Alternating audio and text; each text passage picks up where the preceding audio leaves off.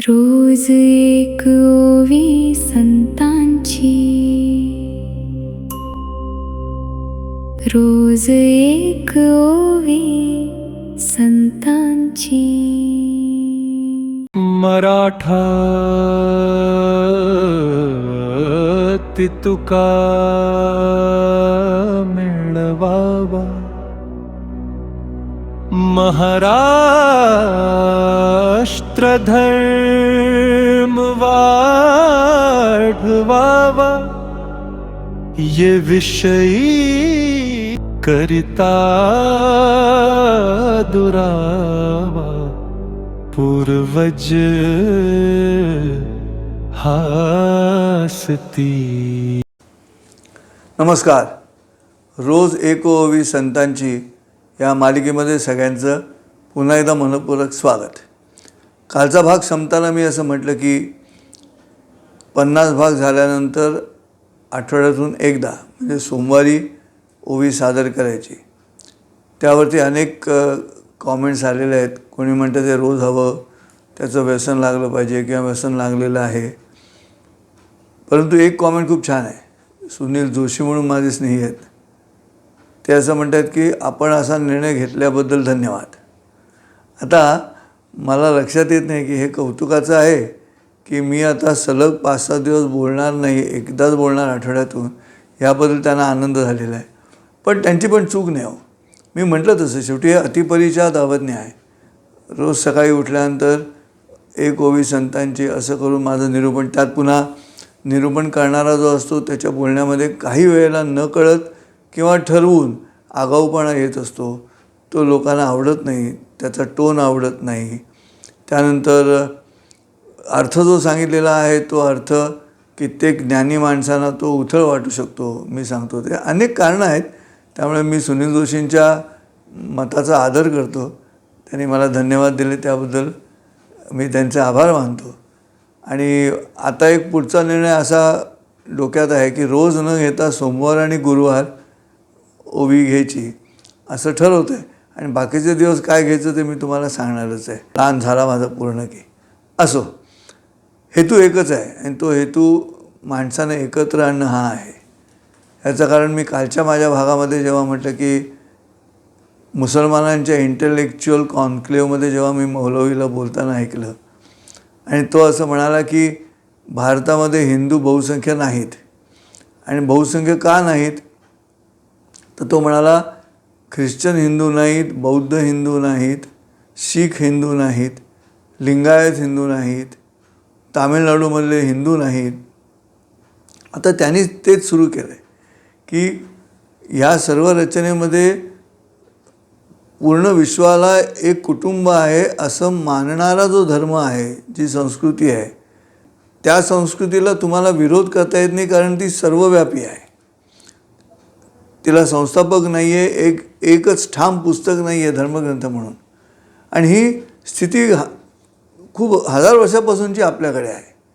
आणि त्यामुळे एकत्र आणण्यासाठी आम्हाला आवाहन करायला लागतं.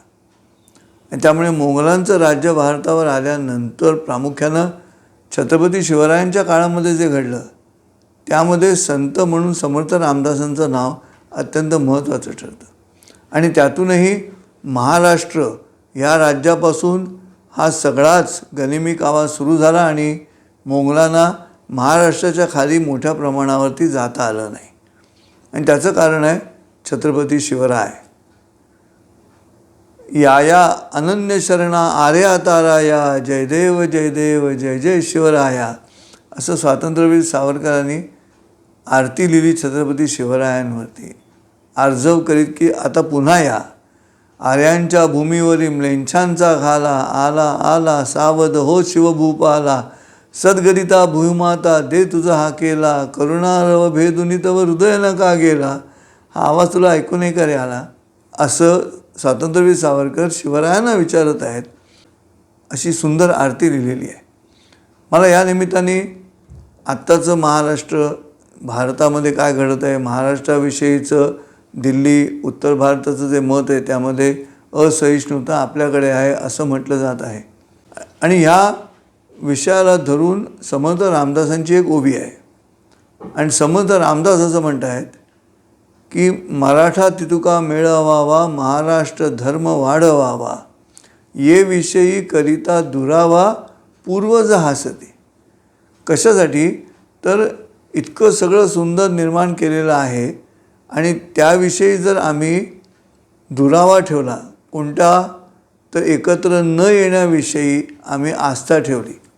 आम्ही जातीजातींमध्ये विभागून एकत्र यायचं नाही. मराठा तितुका मिळवावा याच्यामध्ये सगळे आले. तो मराठा शब्द सर्वव्यापक आहे. मराठा शब्द अख्ख्या महाराष्ट्राला घेऊ नये, त्यात सगळे आले. जातीचा विचार करायचा न करायचा, पण त्यामध्ये ब्राह्मण आले, शूद्र आले, सगळेच त्यामध्ये आले, वैश्य आले. मराठा तितुका, महाराष्ट्र धर्म सगळ्यात महत्त्वाचा, म्हणून समर्थ रामदास म्हणतात की मराठा तितुका मिळवावा, महाराष्ट्र धर्म वाढवावा. महाराष्ट्र मेला तरी राष्ट्र मेले अशी परिस्थिती नियमित आलेली आहे. पण आम्हीच सगळेजण, महाराष्ट्र, तुम्ही, आम्ही अशी अडचण निर्माण करतो. आजचा माझ्या या मालिकेचा हेतू स्पष्ट केल्यानंतरसुद्धा व्ह्यूजच्या अनुषंगानं मी कशासाठी म्हणतो, तर एकत्र आल्याशिवाय शक्य नाही ना. म्हणून मी काही एपिसोडपूर्वी असं म्हटलं होतं की संजय उपाध्ये किती दर्जाचं बोलतात यापेक्षा आज एकत्र यायला हवं, ही त्यातली महत्त्वाची भूमिका आहे. बाकी सगळे एकत्र येतात, सगळे म्हणजे सगळे एकत्र येतात, फक्त तुम्ही आणि आम्ही एकत्र येत नाही. आम्ही एकमेकांकडे बौद्धिक दृष्टीने मोजमाप करत बसतो, जातीनिहाय मोजमाप करत बसतो. अजूनही आम्ही जातीचा उल्लेख करून राजकीय सभांमध्ये महाराष्ट्रामध्ये फूट पाडण्याची प्रक्रिया चालू आहे. ते थांबवावं लागेल ना. शेवटी या ओव्यांमधून शिकायचं काय आहे? तर शिकायचं हेच लागणार आहे, मी मराठी, पकड पायानं खेच पाठी, अशी स्थिती असू नये ना. ती स्थिती आली तर अडचण निर्माण होणार. बडोद्याचे होते कसे वडोदरा नकळे कधी, तामिळनाडू नावा आता मद्रास होते ज्याचे आधी. मग आमचेच बॉम्बे कसे मुंबई का होणे नसे. मुंबई होऊनसुद्धा आज आम्ही बॉम्बे म्हणण्यामध्येच धन्यता मानतो. आम्ही आजही छत्रपती संभाजीनगर न म्हणता आम्ही औरंगाबाद म्हणण्यामध्ये धन्यता मानतो. काय हरकत आहे? असा आम्ही मोठ्या मनाचा विचार आणतो. आज आम्ही अहिल्यानगर न म्हणता अहमदनगर म्हणण्यामध्ये काय हरकत आहे? हा जो काय हरकत आहे त्या विषयाबद्दल काही ज्ञान नाही आहे. मला हा जो सांगतो आहे माणूस तो मराठी असूनही मला आवडत नाही, ही ती भूमिका आहे. त्यामुळे मी मराठी 24 तास कपाळावर आठी, अशी स्थिती बदलण्याचा संदेश समर्थ रामदासांनी किती शतकांपूर्वी दिला बघा. काय म्हणाले? मराठा तितुका मिळवावा, महाराष्ट्र धर्म वाढवावा. पूर्वज का असतील? तुम्ही पितृपक्षामध्ये पूर्वजांना खाली बोलवता, जेवायला घालता श्राद्ध करून. मग इतिहासाचं पण असंच घडू शकतं ना. या इतिहासाचं काय करायचं? एक गोष्ट लक्षात ठेवा, असं मला वाटतं की जे लोक इतिहास विसरतात त्यांचा भूगोल बदलतो.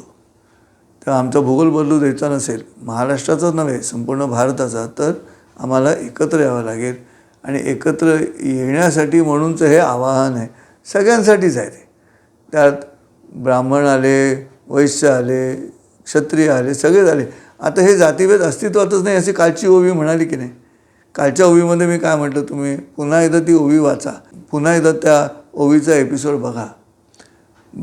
ब्राह्मणाचे हे ब्रह्म सोवळे, शूद्राचे ते ब्रह्म ओवळे, असे आगळे वेगळे तिथे असेच ना.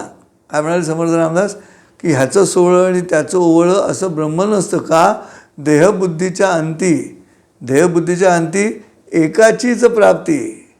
देहबुद्धीच्या अंती एकाचीच प्राप्ती, एक ब्रह्म द्वितीय नास्ती. श्रुती वचन शास्त्र सांगतं आहे की माणूस मेल्यानंतर एकच आहे. मग तो काय आहे ते बघितलं जात नाही, परमेश्वराच्या दिशेनं जाणार शेवटी तो. मग हे जर आध्यात्मिकदृष्ट्या सत्य असेल तर समर्थ रामदास आत्ता या क्षणाला पुन्हा एकदा आमच्या देशावरती कोणी दुसऱ्यावरनी राज्य करायला हवं आहे का? दुसऱ्या धर्माने राज्य करायला हवं आहे का? इंग्रज येऊन गेले, डच येऊन गेले, पोर्तुगीज येऊन गेले, फ्रेंच येऊन गेले, मोगल येऊन गेले, 100, 200, 300 वर्ष राज्य केलं. कारण हा जो मुद्दा आहे एकत्र न येण्याचा, तो आमच्या भक्तीतला दोष आहे. आम्ही भक्ती एकत्र करत नाही, आम्ही आरती एकत्र करत नाही, पूजा एकत्र करत नाही. मला पाहिजे तेव्हा जातो, उपाध्ये येता का? अक्कलकोट स्वामींच्या पादुका आल्या दर्शनाला तर उपाध्ये म्हणतात नको मी गजानन महाराजांच्या वेळेला जातो.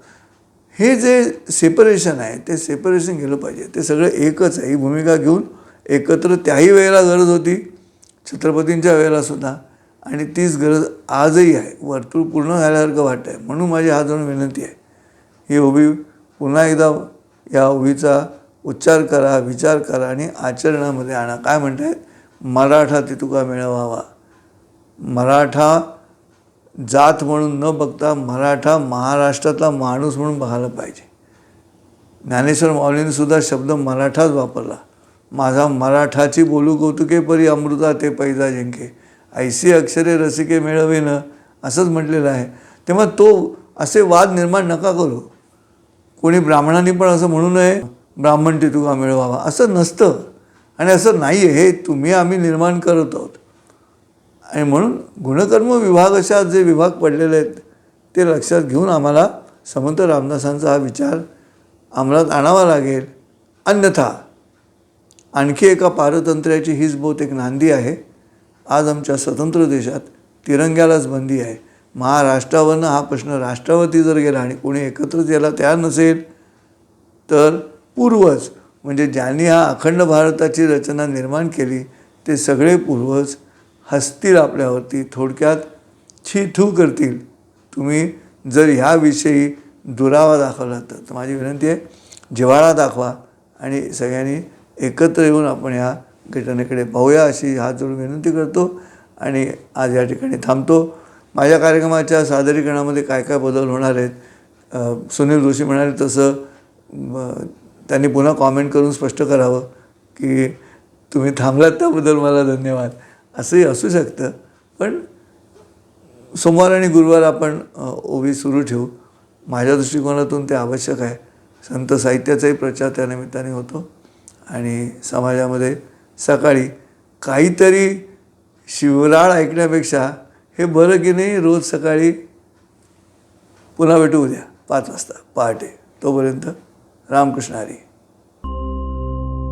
रोज एक ओवी संतांची,